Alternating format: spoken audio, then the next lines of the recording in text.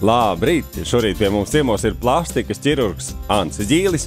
Mēs runāsim par blefaroplastiku. Labrīt, Anse.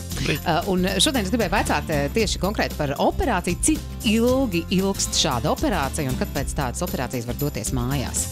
Ja tā ir augšējā plakstiņa plastika, tad tīrais operācijas ilgums ir 35 līdz 45 minūtes.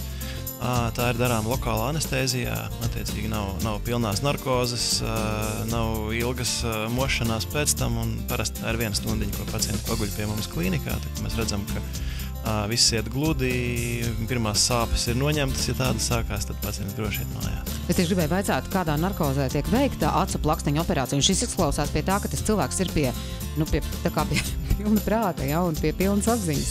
Tā ir, daudziem tas liekas biedējoši, bet no otras puses tā operācija ir ļoti virspusēja, un operācijas laikā gandrīz visi pacienti saka, ka tas ir daudz vieglāk nekā pie zobārsta paciest to stundu, kas ir manipulācijas ilgums. Tātad sāpes nejūt, bet vai jūt, ka tur kaut ko dara?